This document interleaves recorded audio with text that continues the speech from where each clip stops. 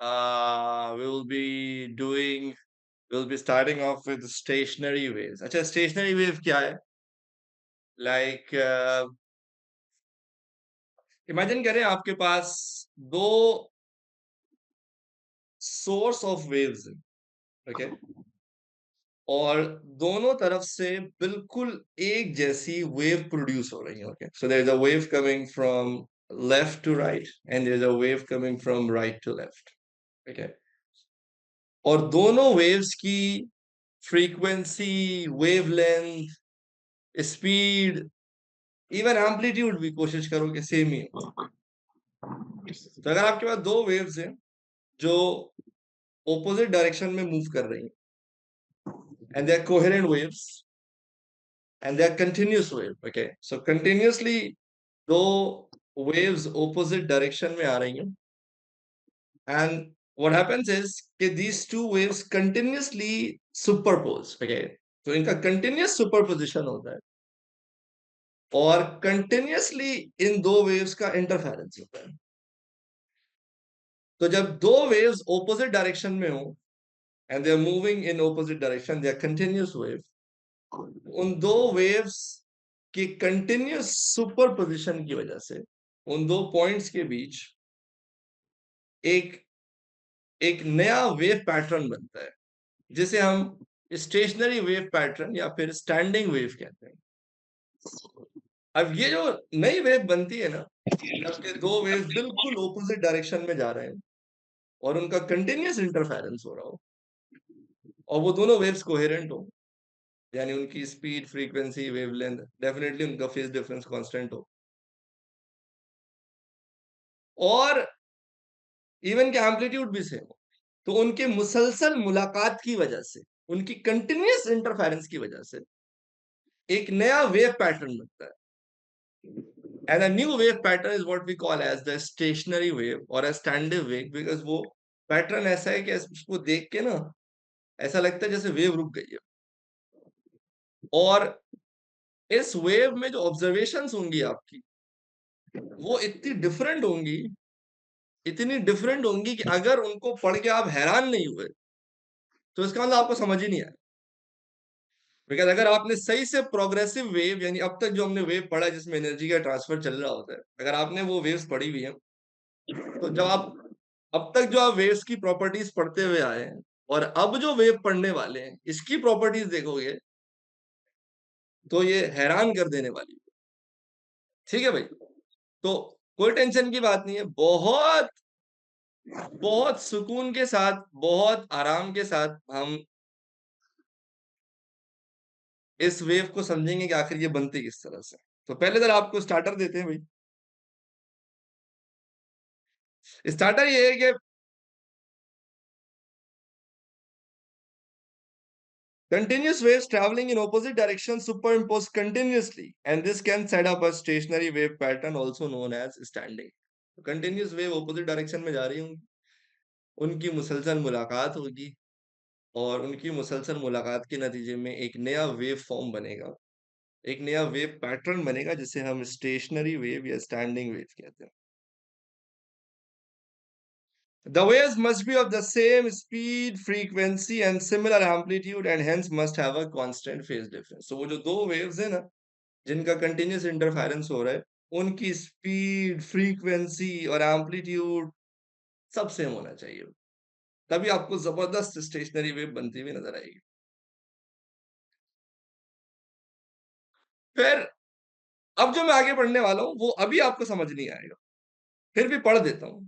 Stationery waves are so called as the profile of the wave does not move along, it only oscillates. Stationary wave को stationary wave इसलिए कहते हैं क्योंकि उसमें जो wave की प्रोफाइल है ना, वो मूव नहीं करती है, बल्कि वो सिर्फ क्या करती है, ऑसिलेट करती है।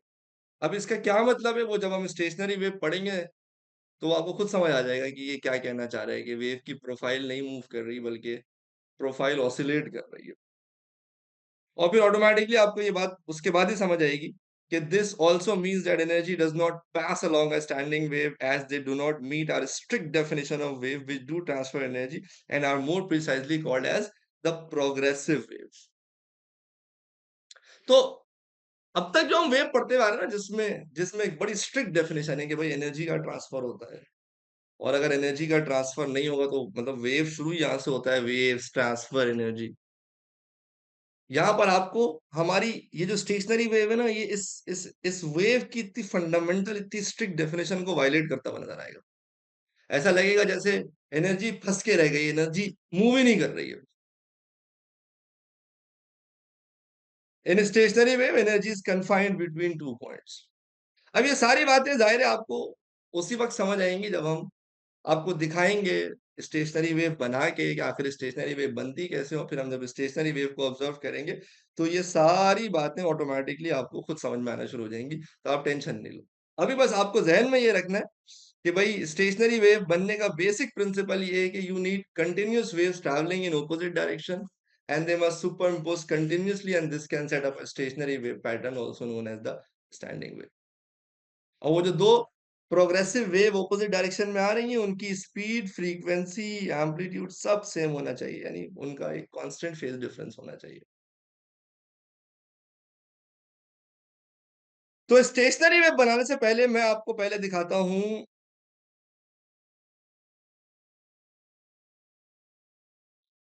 दो प्रोग्रेसिव वेव्स। इधर देखें, यहां पर, ठीक है। ये देखें, मैंने यहाँ पे दो प्रोग्रेसिव वेव्स बनाई हुई है, ठीक है ना। एक वेव है ए और एक वेव है बी। एक मूव कर रही है लेफ्ट से राइट और एक मूव कर रही है राइट से लेफ्ट। अभी स्टेशनरी वेव बनी नहीं है, अभी सिर्फ पहले प्रोग्रेसिव वेव को रिकॉल करते हैं ना। अब तक जो हमने वेव पढ़ी हुई उसमें क्या होता था कि भाई वेव, ये दोनों का देख लें फेज डिफरेंस, यानी इन दोनों का वेवलेंथ, इनका टाइम पीरियड, फ्रीक्वेंसी सब सेम है, ठीक है ना। ये दोनों वेव्स बिल्कुल एक जैसी वेव्स है, ठीक है। अच्छा, अब देखिए जरा,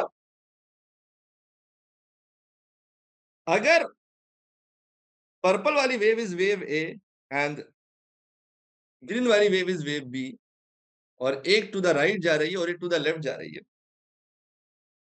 तो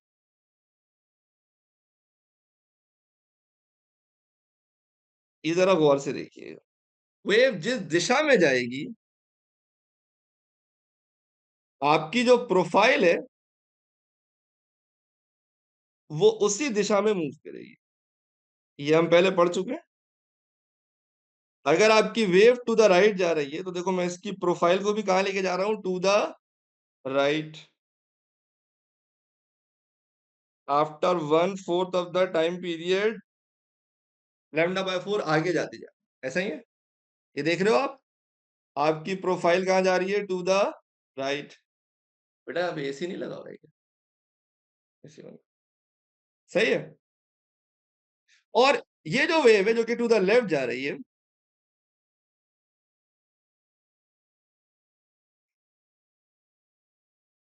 इसकी प्रोफाइल कहां जाएगी, to the left, with respect to time, वक्त के साथ साथ आगे जाते जा रही है, ऐसा ही।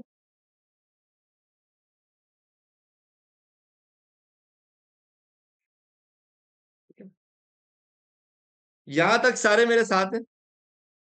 अभी तक मैंने क्या बनाया, मैंने अभी आपके आगे दो प्रोग्रेसिव वेव बनाई है। एक वेव ए है जो कि लेफ्ट से राइट जा रही है, और एक वेव बी है जो कि राइट से लेफ्ट जा रही है। तो after 1/4 of the time period, t = 0, t/4, t/2, 3t/4 और कैपिटल टी पर मैंने दिखाया कि भाई ये progressive wave 1/4 of the time period के बाद कैसे दिखेगी। और ये दोनों वेव्स का वेवलेंथ सेम है, इन दोनों वेव्स की फ्रीक्वेंसी सेम है, इनका टाइम पीरियड सेम है, इनकी इनका एम्पलीट्यूड सेम है, बिल्कुल सिमिलर वेव्स है, बट फर्क ये है कि ऑपोजिट डायरेक्शन में जा रही है। सारे लोग प्लीज कंफर्म करें, यहां तक सारे मेरे साथ हैं। I would appreciate quick acknowledgement from everyone please, ठीक है ना। बहुत मजे का टॉपिक है, मक्खन की तरह इंशाल्लाह सिखा दूंगा। बस सबको मेरे साथ साथ जवाब देना है, ठीक है। अच्छा,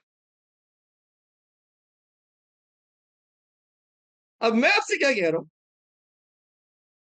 मैं आपसे ये कह रहा हूं कि अगर ये दो वेव्स, इनका कंटिन्यूस सुपर पोजिशन होगा, यानी ये दोनों ऑपोजिट डायरेक्शन में जाएंगी और इनकी मुसलसल मुलाकात होगी, तो उस मुलाकात के नतीजे में एक नई वेव बन जाएगी। As a result of this continuous interference you will see a new wave being form. और वो जो नई वेव बनेगी, उस नई वेव को हम क्या कहेंगे? We are gonna call it the stationary wave. उसे हम कहने जा रहे हैं स्टेशनरी वेव। ऐसा ही है? तो आइए ज़रा इनका इंटरफेरेंस कराते हैं, इनकी मुलाकात कराते हैं। कैसे कराएँगे? आइए ज़रा आपको दिखाता हूँ।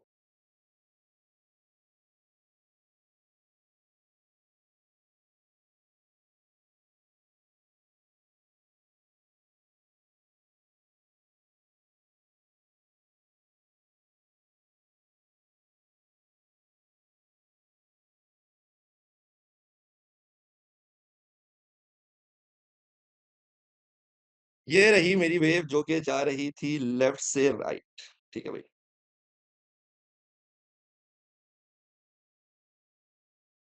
और ये है मेरी वेव जो कि जा रही थी राइट से लेफ्ट।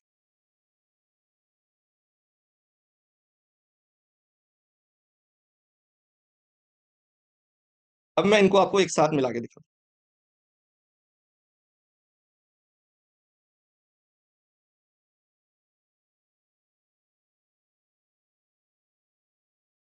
कि भाई जब इनका इंटरफेरेंस होगा, मैंने दोनों को एक साथ दिखा दिया बना के। ठीक है ना भाई?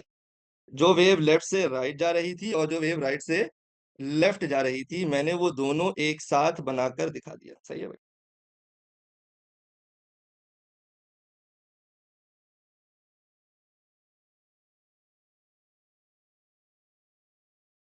देखते रहिए, फिदा हो जाएंगे आप इस कॉन्सेप्ट पे।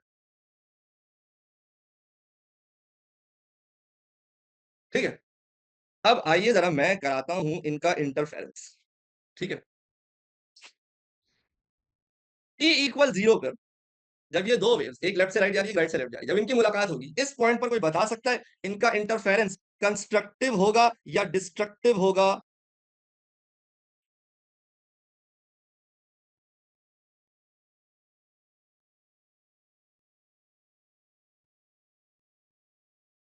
जल्दी बोलो भाई, कंस्ट्रक्टिव होगा या डिस्ट्रक्टिव होगा? सर डिस्ट्रक्टिव होगा। ठीक है भाई? तो आइए जरा जल्दी से इनका इंटरफेरेंस पैटर्न बना दो। ठीक है भाई? ये बन गया डिस्ट्रक्टिव इंटरफेरेंस। ठीक है? टी इक्वल टी बाय 4 पर जब इन दो वेव्स की मुलाकात हो रही है, अब लेफ्ट वाली थोड़ी सी आगे चली गई, राइट वाली भी थोड़ी सी आगे चली गई। टी इक्वल 0 पे तो ये 180 डिग्री आउट ऑफ फेज थे। टी बाय 4 पे क्या होगा भाई? अब बताओ इनका इंटरफेरेंस कंस्ट्रक्टिव होगा या डिस्ट्रक्टिव होगा? जल्दी बताओ। कंस्ट्रक्टिव होगा। ठीक है ना भाई? अब इनका इंटरफेरेंस होगा कंस्ट्रक्टिव। तो आपने बिल्कुल तसल्ली से देखते रहना है। आज सर पाशा आपको पिकासो बन के दिखाएंगे। तो क्या ये मैंने कंस्ट्रक्टिव इंटरफेरेंस के पैटर्न्स बिल्कुल सही बना दिए?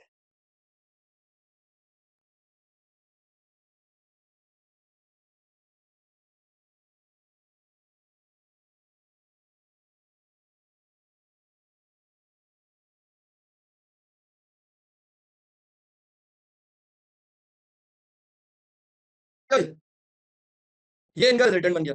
कब? टी इक्वल टी बाय 4 पे। तो हो रहा क्या है? एक लेफ्ट से राइट जा रही है, एक राइट से लेफ्ट जा रही है। सही। और इनकी मुलाकात हो रही है।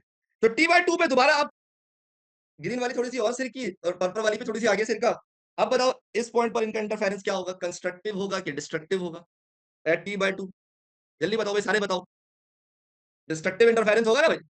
क्या बात है, क्या बात है! बोनस ये बना देते हैं। ये बन गया डिस्ट्रक्टिव इंटरफेरेंस। ठीक है भाई? अब दोबारा 3 टी बाय 4 पे फिर ये थोड़ा सा और आगे गया, ये थोड़ा सा आगे गए।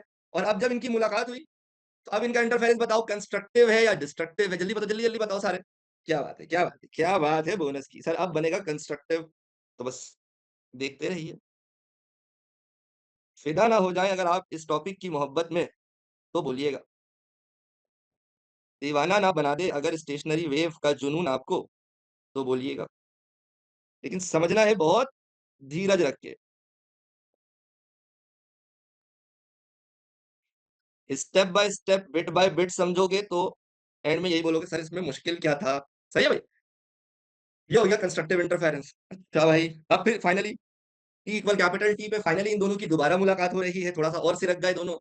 लैम्डा बाय 4 ये भी मूव हो गया, ये भी मूव हो गया। अब बताओ कंस्ट्रक्टिव इंटरफेरेंस या डिस्ट्रक्टिव इंटरफेरेंस? जल्दी बता दो भाई। या आप बिल्कुल अपोजिट डायरेक्शन में मूव कर रहे हैं। ठीक है ना? चलो भाई, क्या बात है! ये प्यारे-प्यारे बच्चे बिल्कुल मेरे साथ हैं। ये बन गया डिस्ट्रक्टिव इंटरफेरेंस। ठीक है भाई? अब देखिए ये जो आपको मिल रहा है ना टी इक्वल 0 पर ये, फिर टी बाय 4 पर ये, फिर टी बाय 2 पर ये और फिर 3 टी बाय 4 पर ये। और फिर कैपिटल टी पर ये जो नई वेव बन रही है ना डिफरेंट पॉइंट ऑफ टाइम पे, ये जो नया वेव पैटर्न बन रहा है इसे हम कहते हैं स्टेशनरी वेव, मतलब के स्टैंडिंग वेव, मतलब के रुकी हुई वेव। आप इसको बहुत बेहतरीन तरीके से उस वक्त समझ पाएंगे अगर मैं अब एक काम ये करूं कि मैं आपके सामने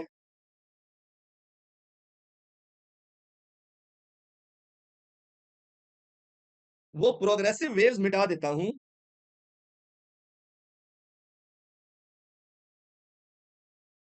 जिनसे मिलकर ये बन रहा है। अब मैं आपको सिर्फ फाइनल रिजल्टेंट दिखाता हूं, ठीक है भाई।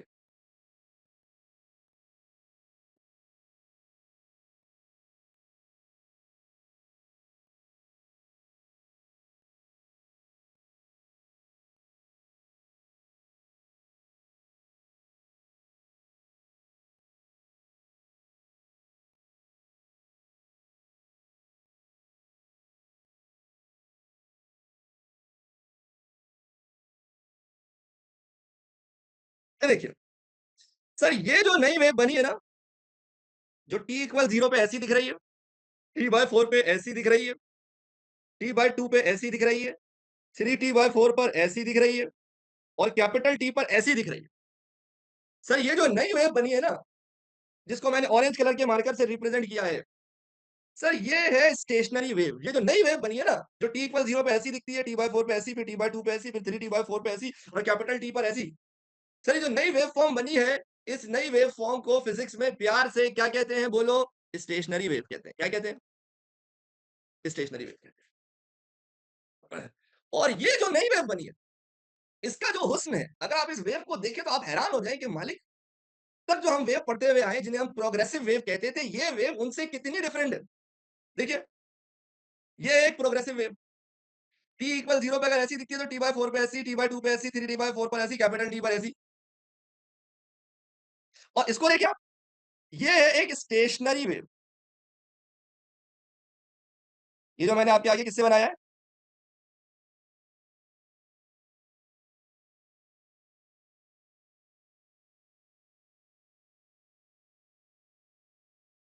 ये जो ये जो मैंने इस कलर का बनाया है ना, ऑरेंज कलर का, that is your stationery wave. और ये कैसे बनी है? सर ये ऐसे बनी है कि दो प्रोग्रेसिव वेव्स थी, जो कि ऑपोजिट डायरेक्शन में आ रही थी। दोनों की फ्रीक्वेंसी, वेवलेंथ, स्पीड सब कुछ एक जैसी थी। सर इनकी मुसलसल मुलाकात हुई, और इनकी मुसलसल मुलाकात के नतीजे में सर ये नया पैटर्न बना है। इसे क्या कहते हैं? इसे कहते हैं स्टेशनरी वेव, यानी कि स्टैंडिंग वेव। अब यहां से होगी पार्टी शुरू। भैया, यहां से होगी पार्टी शुरू। अब जरा देखिए, मैं जरा कुछ पॉइंट्स मार्क कर रहा हूं आपके सामने। सही है भाई।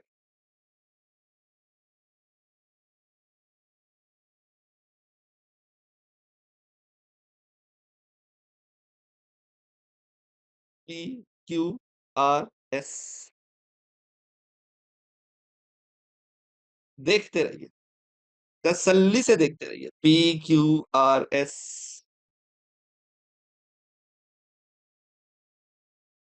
पी क्यू आर एस,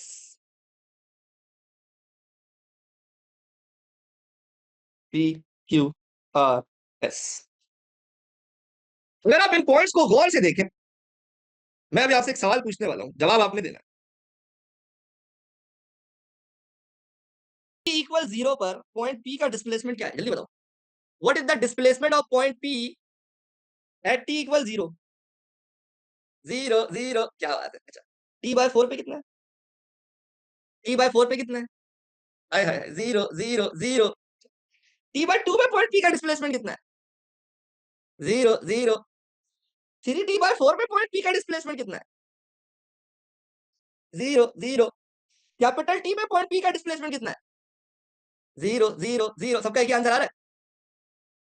देखिए, अगर आप मोहब्बत भरी निगाहों से इन पॉइंट्स को देखें, P Q R S, sir ये अजीब पॉइंट है। आप इनको कभी भी ऑब्जर्व कर लें इस वेव को, तो आप किसी भी पॉइंट ऑफ टाइम पर देखें, तो आपको ये पॉइंट हमेशा जीरो डिस्प्लेसमेंट पर ही नजर आ रहे हैं। सर ये तो रुके हुए हैं। स्टेशनरी वेव में इन पॉइंट्स को प्यार से कहा जाता है द गड हराम पॉइंट्स। एग्जाम में मतलब क्या जाना, ये इनको नोड्स कहते हैं। क्या कहते हैं? नोड्स कहते हैं। आग लगे बस्ती में, ये पॉइंट्स अपनी मस्ती में, 2 वेव्स आ रही हैं, उनकी मुसलसल मुलाकात हो रही है, कभी डिस्ट्रक्टिव इंटरफेरेंस हो रहा है, तो कभी कंस्ट्रक्टिव इंटरफेरेंस हो रहा है। मालिक क्या कुछ हो गया, लेकिन इनके बालों में जुई तक नहीं रेंग रही है। फ़र्क ही नहीं पड़ रहा है इनको कोई। जब देखो ज़ीरो डिस्प्लेसमेंट पे नज़र आ रहे हैं। ये चीज़ कितनी डिफरेंट है एक प्रोग्रेसिव वेव के मुकाबले में, क्योंकि मैंने ही आपको पढ़ाया है। प्रोग्रेसिव वेव में हम क्या कहते थे, हर उरूज को एक ज़वाल है। जैसे अगर मैं आपसे कहता हूँ कि यार एक काम करो, इस पॉइंट को देखो, अभी इसका डिस्प्लेसमेंट 0 है, लेकिन थोड़ी देर बाद देखेंगे अपने पीक पे पहुँचा हुआ है, फिर 0 है, फिर दोबारा पीक पर आया। सर वेव्स में तो हम कहते थे, सर अगर कोई पॉइंट आपको 0 डिस्प्लेसमेंट पे नज़र भी आए, तो आप टेंशन ना लें, अभी 0 पे होगा, थोड़ी देर बाद देखिएगा चाँद पर पहुँचा हुआ होगा। इस पूरी वेव में ये 2 प्रोग्रेसिव वेव्स है ना, आपके सामने है ना ये 2 प्रोग्रेसिव वेव। इस पूरी वेव में कोई एक पॉइंट ऐसा दिखा दो, जो हर पॉइंट ऑफ टाइम पे 0 डिस्प्लेसमेंट लेके बैठा हो। अगर इसका डिस्प्लेसमेंट अभी 0 है, थोड़ी देर बाद देखिए कैसा चाँद पे पहुँचा हुआ है। यही पॉइंट देखिए मस्त, फिर 0 पर आ गया, फिर मैक्सिमम पे चला गया। सर प्रोग्रेसिव में तो हमने पढ़ा ही यही था। सर वो आप उर्दू में मुहावरा सुनाया करते थे, हर उरूज को ज़वाल है, हर ज़वाल को उरूज है। ये कौन लोग हैं, जिनका कोई उरूज नहीं आ रहा है? सर ये कैसे पॉइंट हैं, जिनका हर हर बार डिस्प्लेसमेंट क्या आ रहा है? 0 आ रहा है। मैंने आपसे कहा था ना, ये जो वेव पढ़ने जा रहे हैं, ये बड़ी अनोखी वेव है। ये वेव बनी कैसे? तो प्रोग्रेसिव वेव्स ही थी जो अपोजिट दिशा में जा रही थी, और ये कंटीन्यूअसली अपोजिट डायरेक्शन में जा रही थी, तो इनकी मुसलसल मुलाकात हो रही थी। इस मुलाकात के नतीजे में एक नई वेव फॉर्म बन गई, और ये तो सर अजीबो-गरीब लक्षण है इसके। अच्छा, ऐसा हर पॉइंट के साथ नहीं है, ऐसा हर पॉइंट के साथ नहीं है। जैसे अगर अब मैं आपको कुछ पॉइंट्स दिखाता हूँ,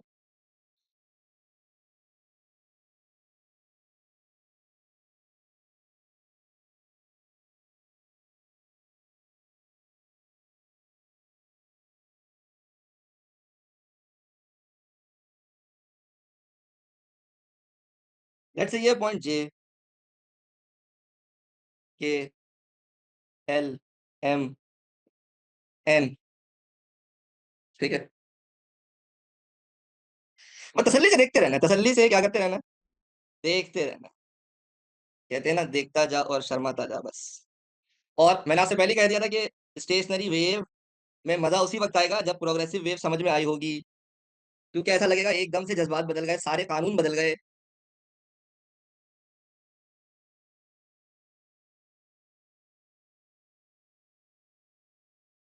शायद एएस का वो पहला टॉपिक है जो मैं पूरा अपने हाथों से लिख के पढ़ा रहा हूँ। बिकॉज़ अगर फॉर्मेशन अपने सामने ना बनाओ तो फिर फ़ायदा नहीं। जब अगर आप पॉइंट जे को देखें, तो point J are not heard around point, they are not nodes. Point J अभी यहाँ पर था, थोड़ी देर बाद देखो कहाँ पहुँचा हुआ है। अपने पीक पर आया हुआ है, फिर वापस 0 डिस्प्लेसमेंट, फिर वापस अपने पीक पर आया हुआ है, फिर वापस 0 डिस्प्लेसमेंट। और इसका तो एम्पलीट्यूड भी जो प्रोग्रेसिव वेव थी उसके मुकाबले में डबल आ रहा है सर। तो सर ये तो अजीबो-गरीब वेव है। Point P, Q, R, S तो नाच ही रहे नहीं है, और जे नाच रहा है तो फिर ऐसा नाच रहा है कि मालिक क्या कहने, ज़बरदस्त एम्पलीट्यूड। अभी 0 से कहाँ पहुँच गया? एकदम चाँद पर। फिर वापस कहाँ गया? 0, फिर एकदम चाँद पर, फिर 0। वही उठा लो के को, तो के अभी पीक पर है, फिर 0, फिर पीक पर है। ये देखो के 0, फिर पीक पर है, फिर 0, फिर पीक पर है, फिर 0। तो इसका मतलब सर, स्टेशनरी वेव में कुछ पॉइंट्स ऐसे हैं जो थ्रू आउट 0 डिस्प्लेसमेंट पर है, that are not moving at all, और कुछ ऐसे हैं जो बहुत ज़्यादा हाई एम्पलीट्यूड के साथ ऑसिलेट कर रहे हैं। तो जो 0, जिसका डिस्प्लेसमेंट थ्रू आउट 0 है, जिसको आप कह सकते हो कि ये मूव ही नहीं कर रहा,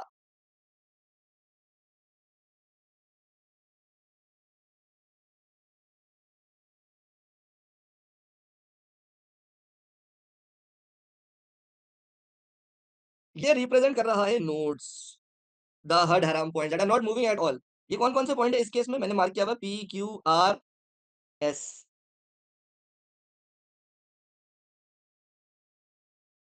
और जो फुल हाई एम्पलीट्यूड के साथ नाच रहे हैं, उन्हें क्या कहते हैं? उन्हें कहते हैं एंटी नोड्स। आइए भाई, अब इसको ज़रा मोहब्बत भरी निगाहों से देखो, अज़ान हो रही है। क्या हो रही है? अज़ान हो रही है, तो 2 मिनट का अज़ान का ब्रेक लेते हैं।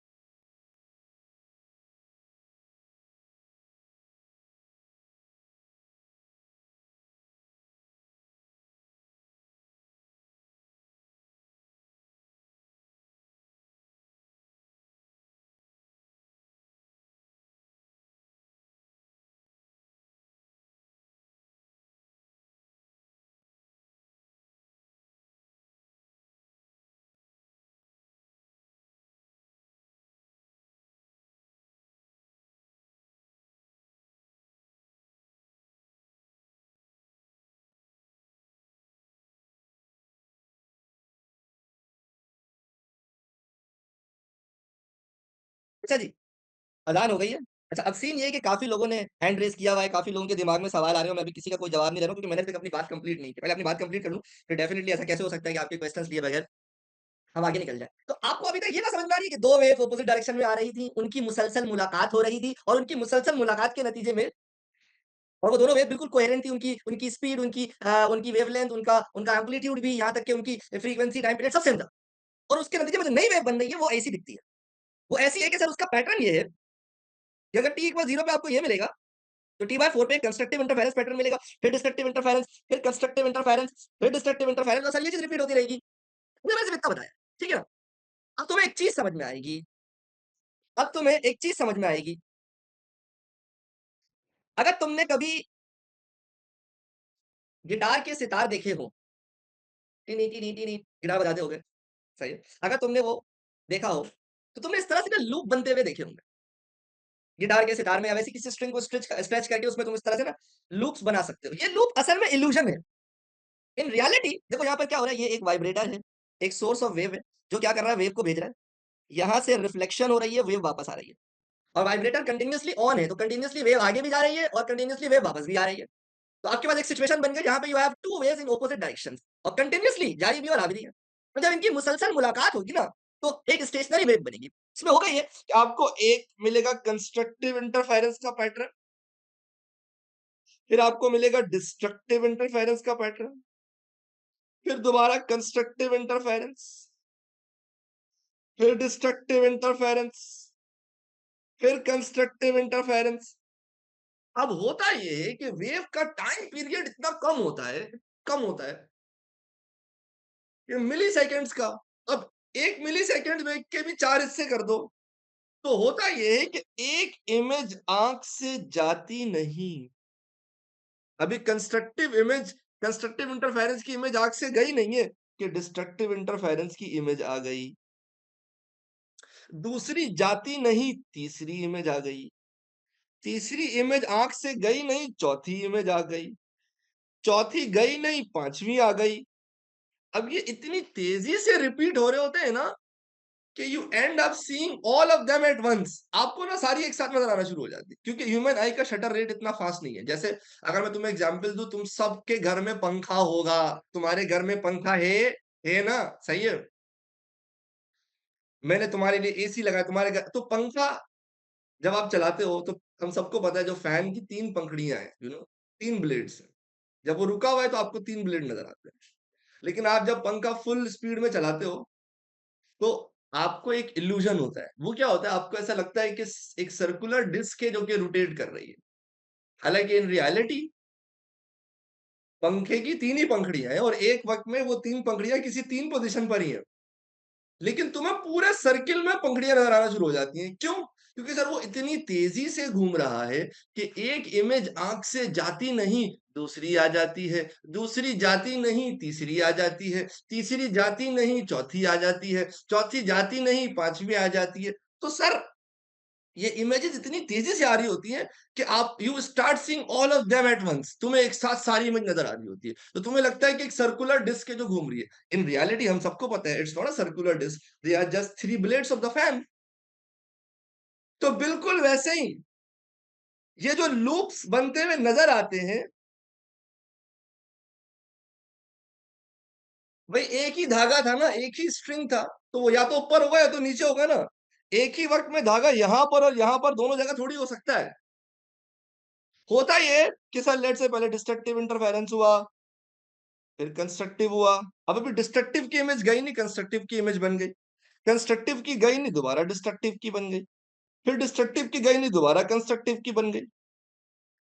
अब सर ये इमेज इतनी तेजी से रिपीट हो रही है मालिक के एक इमेज जाती नहीं, दूसरी आ जाती है, दूसरी जाती नहीं, तीसरी आ जाती है, तीसरी इमेज जाती नहीं, चौथी आ जाती है। तो you end up seeing all of them, तो you end up seeing an illusion. आपको एक धोखा नजर आता है। आपको ऐसा लगता है कि लूप्स बन रहे हैं, आपको ऐसा लगता है जैसे धागा ऐसे खुल रहा है और बंद हो रहा है, खुल रहा है और बंद हो रहा है। ऐसा कुछ भी नहीं है। ऐसा नहीं है कि धागा स्ट्रेच हो गया, धागा तो एक ही है। लेकिन सर ये वेव पैटर्न इतनी तेजी से रिपीट हो रहे हैं कि you end up seeing all of them.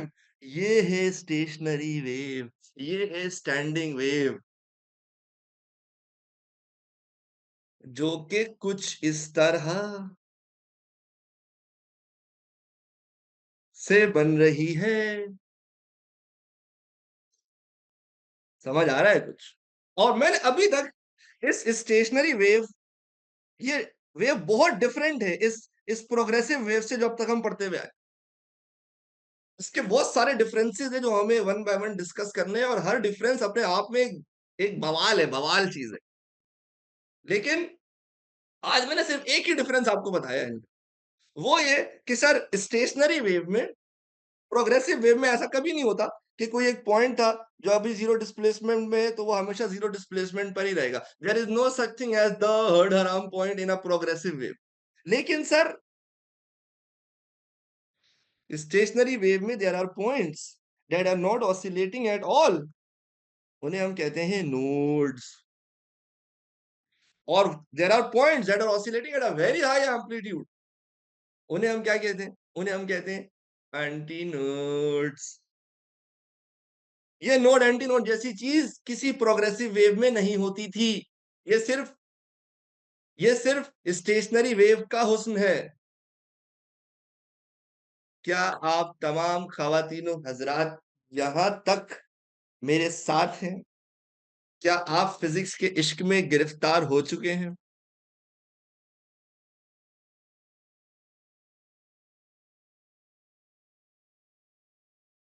गिरफ्तार फाइनली, ओए होए होए होए! क्या बात है! ठीक है।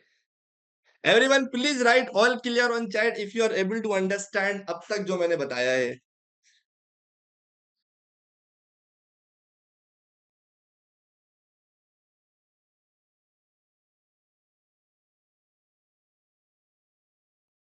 सोनिया तो कह रही है sir I am loving it. ओए होए होए होए! स्क्रीनशॉट लेके सेव कर रहा हूँ, मैं अपने पास बता रहा हूँ। सारे लिखो ना प्लीज़, ऑल क्लियर। कितनी 47 की क्लास है भाई। सही है। आज यहीं तक रखूंगा बस। अच्छा, एक दो सवाल हैं जो देख लेते हैं। पहले एक क्वेश्चन लेते हैं। काफी देर से हमना ने ना अपना हैंड रेस किया हुआ है। हमना, मैं आपका बेटा माइक ऑन कर रहा हूँ, पूछे सवाल।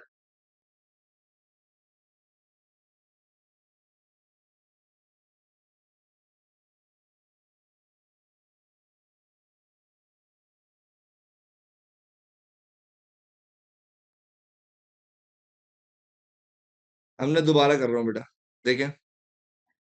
सर मुझे एक चीज़ समझ नहीं आ रही, जब दोनों वेव्स ऑपोज़िट डायरेक्शन में हो रहे हैं, तो फिर जो एक पॉइंट है, वो एक जगह पे कैसे प्लेस्ड है? मसला आपके, इसीलिए मैंने आपको सारे इंटरफेरेंस करके दिखाया भाई। अब देखो, कंस्ट्रक्टिव इंटरफेरेंस हुआ, जब डिस्ट्रक्टिव इंटरफेरेंस हुआ, तब भी इस पॉइंट के इस पॉइंट को देखो, इस पॉइंट के नतीजे नसीब में जीरो डिस्प्लेसमेंट ही आया। जब कंस्ट्रक्टिव हुआ तब भी इसके नसीब में जीरो डिस्प्लेसमेंट ही आ रहा है। अब क्या करे बेचारा। तो बट जब सर डिस्ट्रक्ट मतलब आपके सामने है ना, जी। भाई जीरो डिस्प्लेसमेंट ही आ रहा है ना इसके नसीब में। इसीलिए तो मैंने हुँ, आपके सामने पूरी फॉर्मेशन दिखा दी। भाई क्या करे, आपके सामने देखो, ये डिस्ट्रक्टिव इंटरफेरेंस है, जीरो डिस्प्लेसमेंट। अब यहाँ पे भले कंस्ट्रक्टिव इंटरफेरेंस है, लेकिन अभी भी इसके नसीब में क्या आ रहा है? Zero displacement. फिर डिस्ट्रक्टिव में जीरो, फिर कंस्ट्रक्टिव में वापस जीरो डिस्प्लेसमेंट, फिर डिस्ट्रक्टिव में वापस जीरो डिस्प्लेसमेंट। अब बताओ ना, ये बेचारा गरीब क्या करे। सर इनके मगर नसीब अगर में हमेशा आ ही रहा जीरो डिस्प्लेसमेंट है। सर वेव अगर की वेव की फॉर्मेशन ही ऐसी हो रही है। हुँ, आप समझ रहे हो? सर मगर मोशन कॉन्स्टेंटली ऑपोज़िट डायरेक्शन में हो रही है, तो वो स्टेशनरी कैसे है? हाँ, अब देखो, इसीलिए इसीलिए तो मैंने कहा ना, ये उस वक़्त तक समझ में नहीं आएगा जब तक कि मैं टेक्निकली आपके